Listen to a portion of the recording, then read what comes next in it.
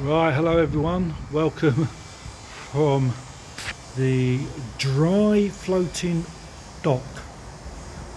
We are in, the water's been emptied out, and now the boat is sitting in a still dock, and we're going to wait for her to dry off, and we're going to start the blacking process. Also gives me a chance to do a couple of other little jobs and see what's going on. But let's talk through the process. So the boat comes in, she was pulled in by hand, and the two guys got her into position, then they drain the water out, and now as you can see she's sitting on these struts which will allow them to work around her in a safe environment. Now the blacking will be done tomorrow, or started tomorrow. The first process was rub everything down, and then tomorrow they're going to sand or grind back grind back all of these rust, give it a good sanding back, grinding back, whatever you want to call it, probably grinding, and then they'll try and get the first coat. If you remember the other day I said about anodes, that is an anode, anode, whatever you want to say it.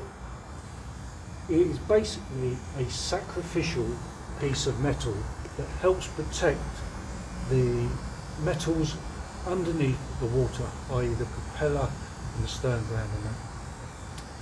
So they're made out of either zinc, aluminium or magnesium, and they sort of get changed roughly every 3 or 4 years, I believe, when the boat comes out of the water and gets re-blacked.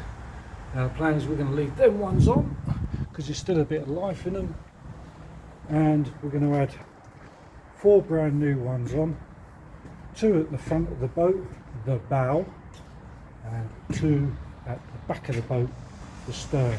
Now these ones are down there, so they'll get changed as well.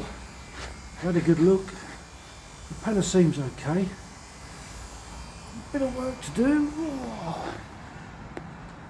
So whilst we're in there and we're in dry, we're going to get them to weld up this hole, which is doing nothing, this hole here as well, which is doing nothing, and then there's the hole down on this side of the boat, which was where the sink was originally.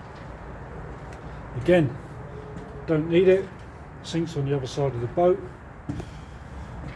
and we're going to clean all this out, put a plate over it, and that'll be good to go. So yeah, a lot of work to be done over the next 3 or 4 days. Hopefully the weather will hold, because we're in an outside floating dock, and obviously we need the paint to dry before a couple of other coats can go on. Whilst I'm here, I'm also going to do things like this chain on the bottom, get some new fittings and connect all that up so these buttons stay in properly and held into place. There's not really much more I can do apart from little jobs like that. So yeah, all in all, excitement, it's interesting, and we'll see what she's like after tomorrow's little go. Alright, see you later.